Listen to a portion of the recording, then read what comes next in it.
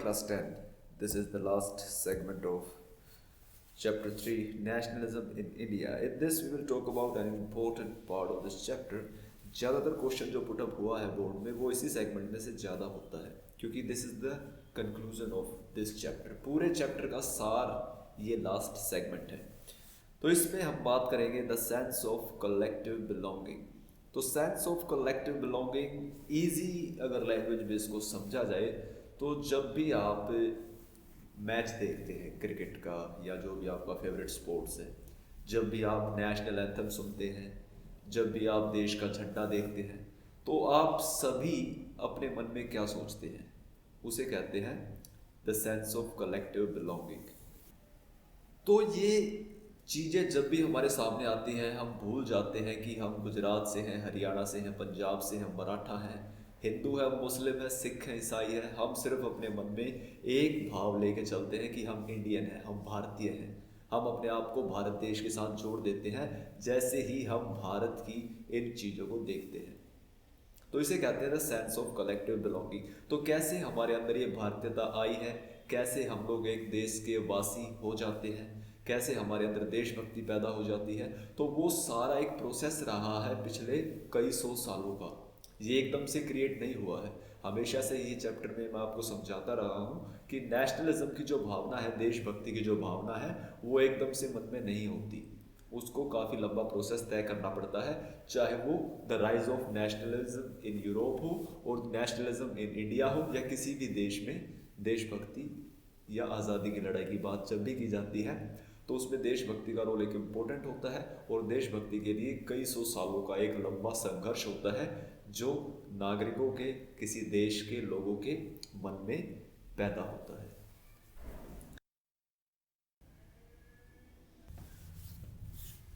Nationalism spread when people began to believe that they are all part of the same nation when they discover some unity that binds them together.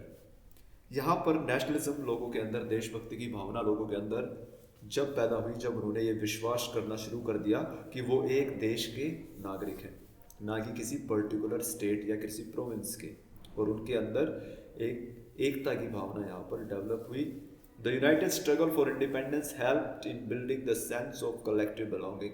और ये जो देशभक्ति की भावना थी, इसको पैदा करने में सबसे बड़ा रोल रहा यहाँ पर यूनाइटेड स्ट्रगल फॉर इंडिपेंडेंस. आज़ादी के लिए लोगों का मिलकर लड़ना उनको एक साथ ले आया. Additionally, a variety of cultural processes also captured the spirit of nationalism. इसके अलावा कल्चरल भी हमारे यहाँ पर कुछ ऐसी बातें रही जिससे नेशनलिज्म स्पिरिट जो है वो डेवलप हुई इन एवरी कॉमन इंडिविजुअल.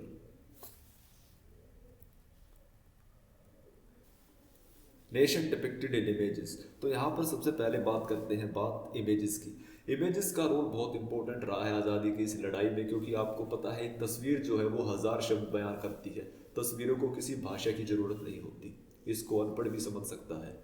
तो तस्वीरों का रोल बहुत इंपॉर्टेंट रहा भारत की आज़ादी की लड़ाई में, स्पेशली जब भारत की इस लड़ाई को या भारत देश को एक फीमेल फिगर दिया गया जिसे कहते हैं भारत माता. The identity of the nation is most often symbolized in a figure or image which people can identify the nation. तो जैसे जर्मनी में जर्मेनिया थी या फिर फ्रांस में थी, ऐसे ही भारत में भी भारत देश को एक फीमेल फिगर के तौर पे दिखाया गया. The image of Bharat Mata was the pictorial representation of the motherland. Vande Mataram, the national song, was written by Bankim Chandra Chattopadhyay in 1817.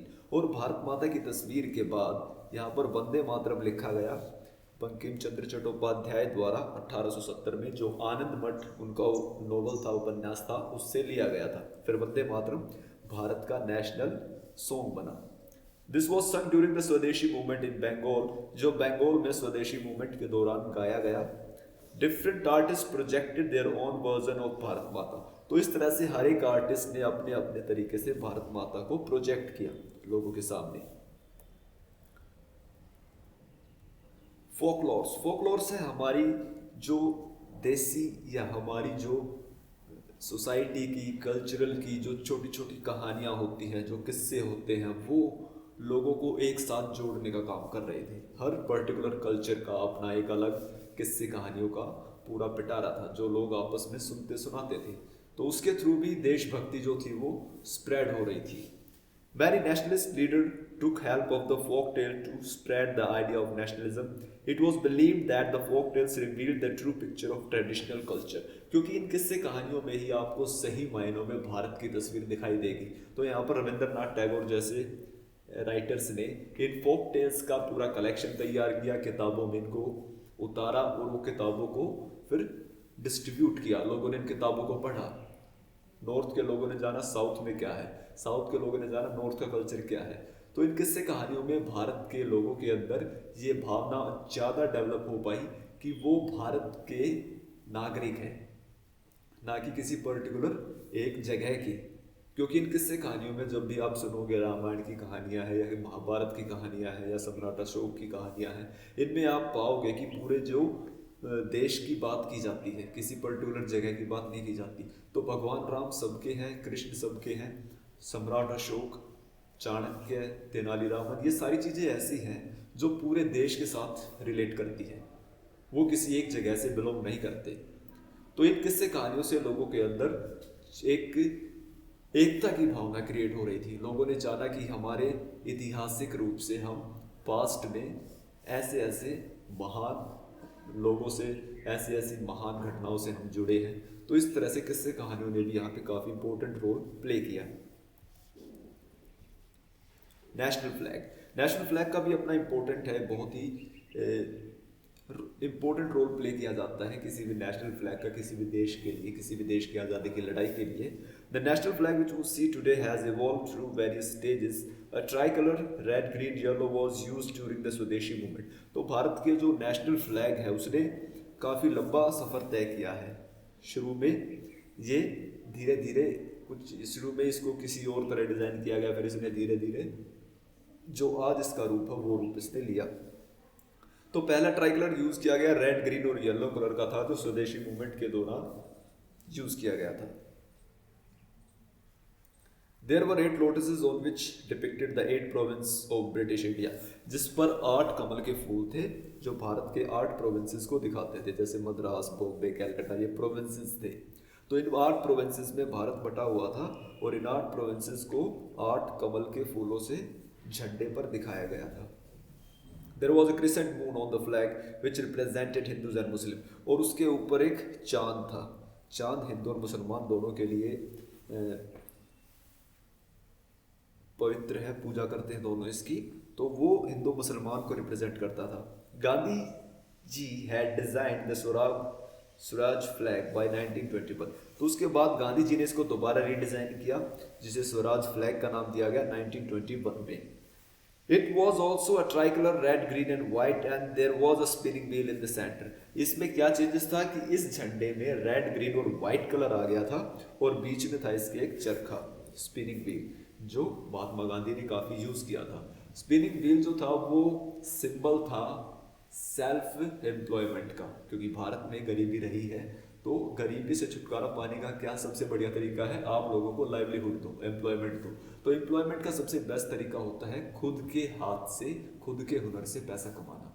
तो एक स्पिनिंग व्हील के थ्रू भारत में जो वीवर्स थे, जो बुनकर थे, उनकी रोजी रोटी चलती थी। तो इस वजह से स्पिनिंग व्हील को फ्लैग में जगह दी गई। रीइंटरप्रिटेशन ऑफ हिस्ट्री।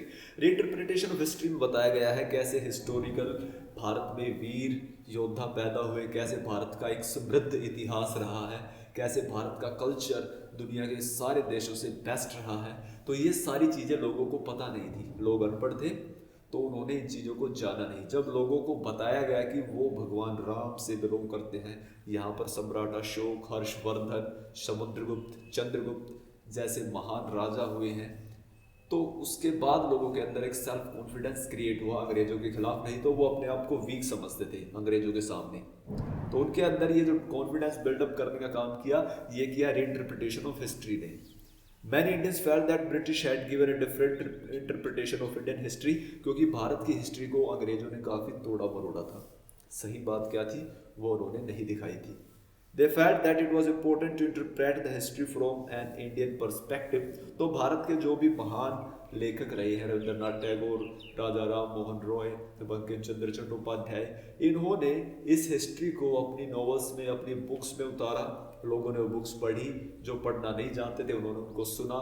तो इस तरह से लोगों के अंदर अपने हिस्टोरिकल पास्ट की एक इमेज क्रिएट हो पाई उनके अंदर। They wanted to glorify the rich past of India so that Indian could feel proud of their history. तो इस तरह से भारत का जो रिच पास्ट रहा है उसको यहाँ पे ग्लोरीफाई किया गया।